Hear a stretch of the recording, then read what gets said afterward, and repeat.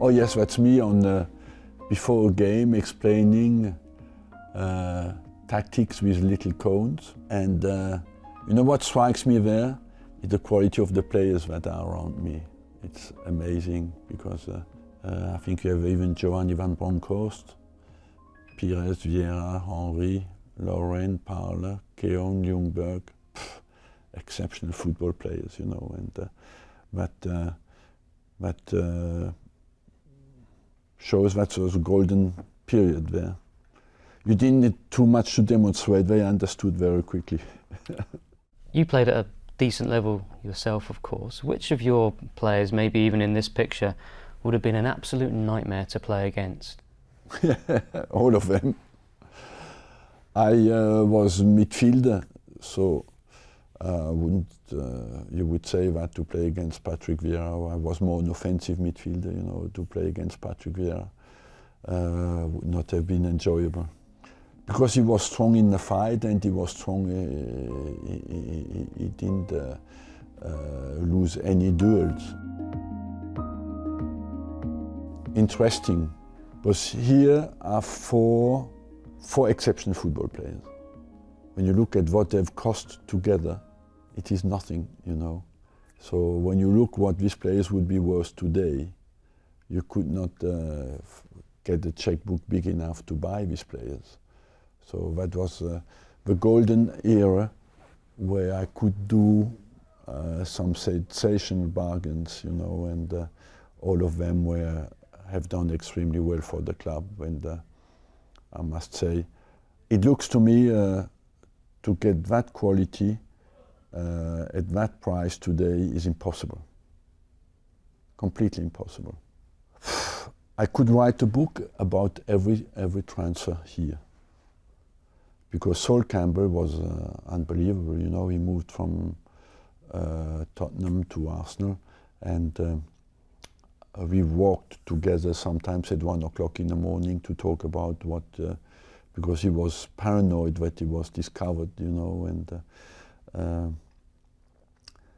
was a story that we made. This is a transfer we made with David Dean at his house. And sometimes we had meetings at 11 o'clock at night to make sure that nobody can see us.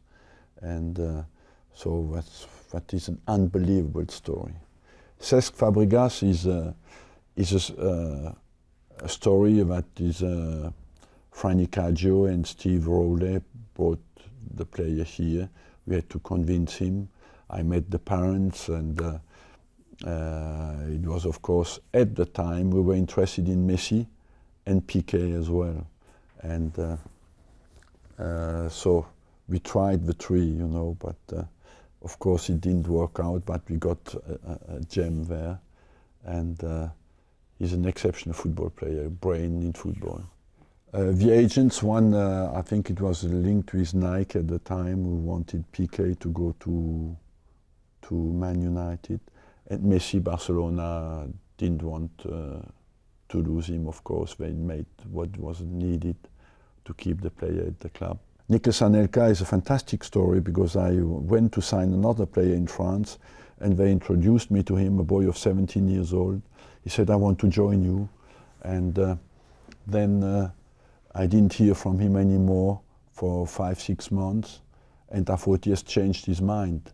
And when I was in touch with him again, and he said, I want to still to join you. I said, oh, fantastic. And I made then a deal with Paris Saint-Germain at the time for £500,000 to buy him in March, you know, before the end of the transfer period at the time. The training ground at the time, we sold Nicolas Anelka for 22 million, I think. And the training ground cost 10 and Thierry Henry 9.5. So we made even a bit of profit on that. And Kolo Touré had made trial in Bastia, Anderlecht, Geneva, was turned down. I'm, of course, contributed to build the school where he was educated. And I told him, before you fly back, stay a week with me, and we'll see how well you do. Kolo said he put in a heavy challenge on you in training in his trial period. What's the Yes, story it's true. It's true. He wanted to show me his determination. What you could not miss is Kolo's enthusiasm, you know. And when he was a young boy, he was ready to kill everybody and to tackle everybody, and he didn't even see it was me. If you like that, check this.